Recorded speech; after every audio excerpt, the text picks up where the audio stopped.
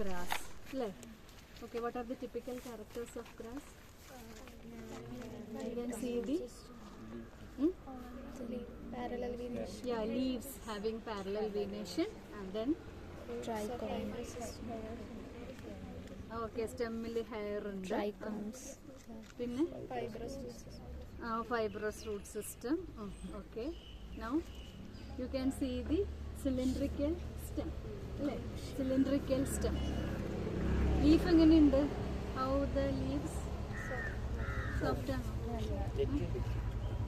തൊട്ടില്ല എന്നിട്ട് പറയുന്ന soft may not be always soft അല്ലേ, it can be ചിപ്പരിക്കനാണ്. Okay, so these are the basic characteristics of the grass. So here we are going to identify this particular grass. So what are the typical characters you see? You can see the leaves. So the leaves are little broader compared to the other plants. നോക്കൂ, ഈ കിടക്കുന്നതിൻ്റെയൊക്കെ ഇല കുറച്ച് വീതിയിൽ ഇത് ആ തളർ അവിടെ മതിച്ച് വളർന്നു കിടക്കുന്നുണ്ടോ അല്ലേ? ഭയങ്കര ഇതാണ്, ഈ ആളാണ് അല്ലേ? ആ ഒരു ഇച്ചിരി തടി തന്നെ എടുത്ത്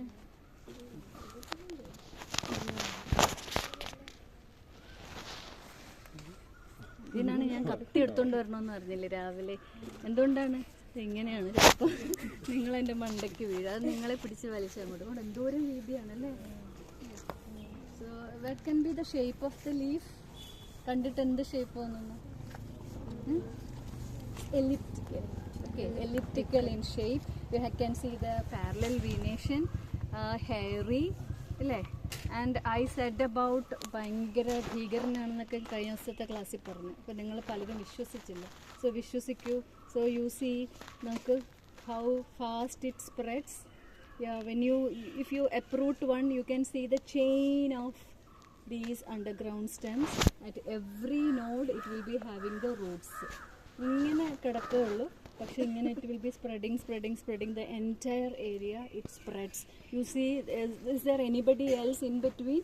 So he himself is dominating the entire place അല്ലേ? വേറെ ആരും വളരെ സമ്മതിക്കാണ്ട് അത്ര അധികമാണ് ഡോമിനേറ്റ് ചെയ്യുക. അപ്പോൾ ഇതൊക്കെയാണ് ഇവനെക്കുറിച്ച് ഞാൻ കുറച്ച് ചീത്ത പറഞ്ഞത്. ഇനി വിൽ സീ ദ ക്യാരക്ടേഴ്സ്. ഇതാണ് ഇൻഫ്ലോറസൻസ് അല്ലേ? കുറച്ചൊരു നല്ല ഇൻഫ്ലോറസൻസ് ഉണ്ടാ. ഇതെടുക്കണം